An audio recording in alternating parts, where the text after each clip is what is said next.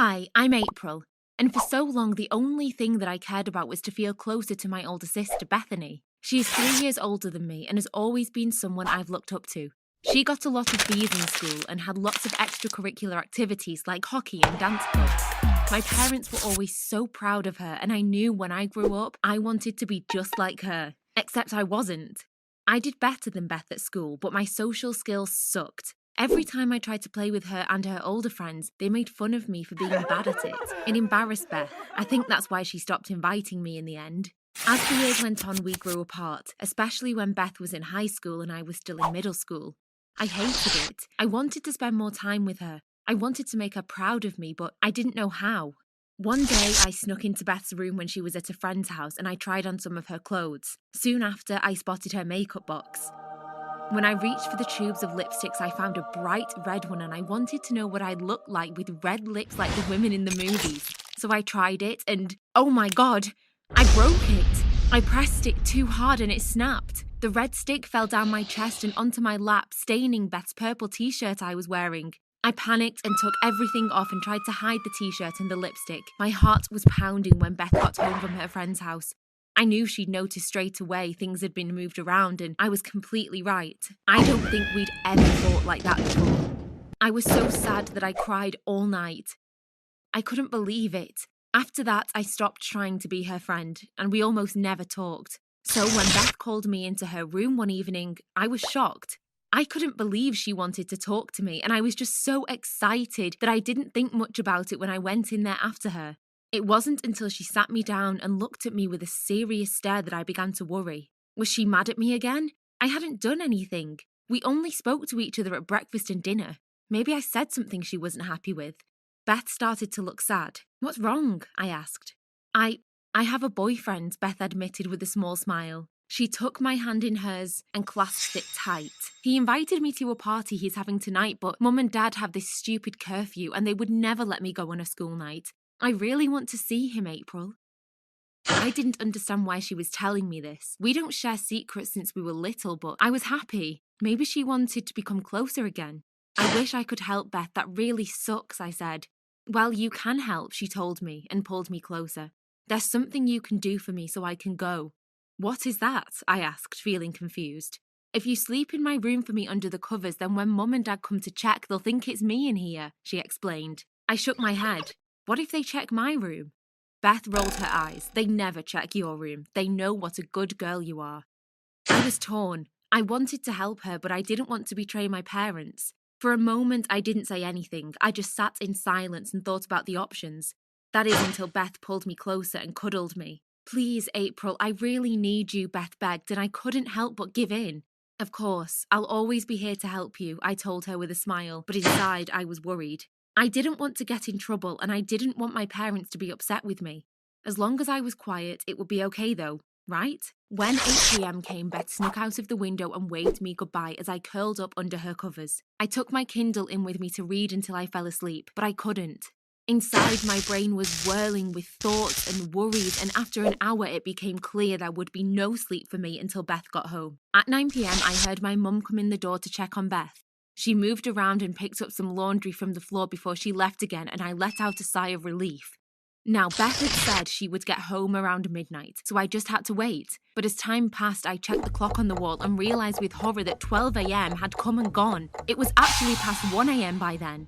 I sat up in bed horrified and I started to panic. I tried to call her on the phone several times, but no answer. Her phone was off and I became even more horrified. I don't have her boyfriend's contact information. Oh my god, what do I do?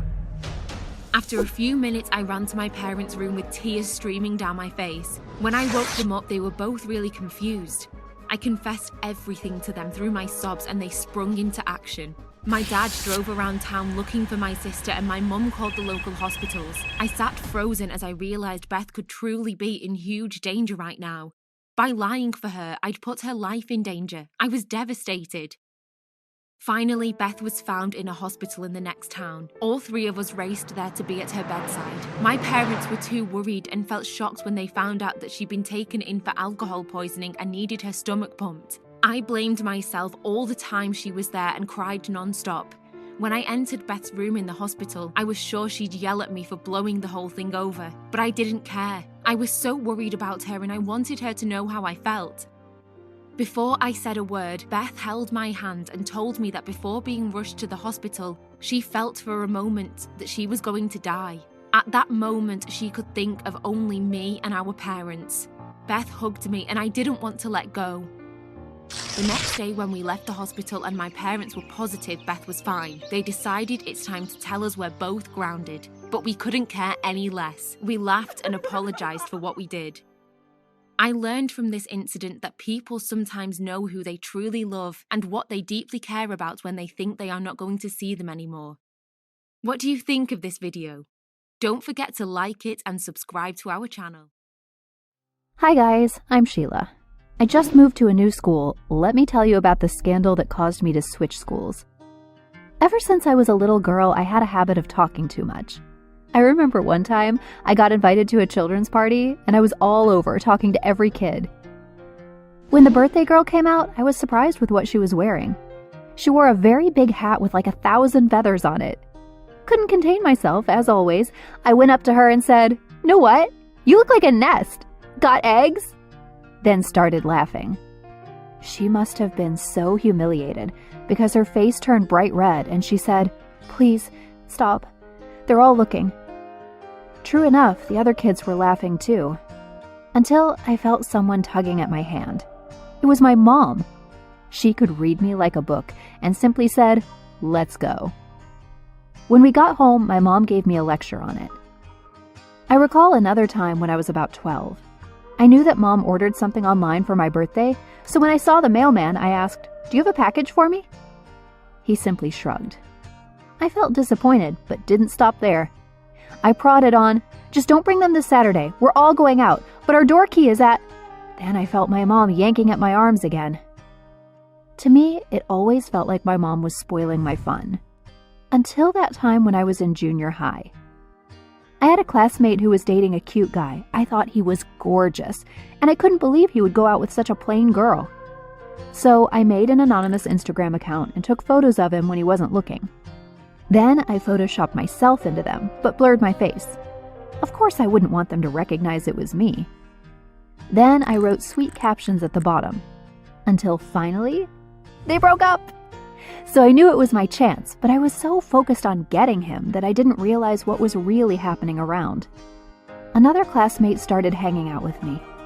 She was so cool and often shared stuff with me, her family stories, her problems, her crushes. Then one time she texted me, "Have you heard of that famous IG account?" I replied, "What account?" But I knew exactly what she was talking about. She texted back, "That girl actually broke the hottest couple at school. She has to be talented. I wonder who she is." I was so thrilled. So I texted, "Why do you want to know?"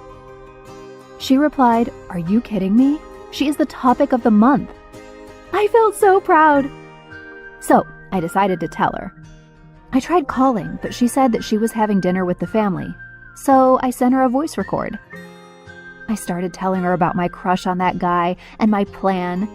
I even double-checked my voice messages to make sure that I recorded all the details. But I told her that it was our secret.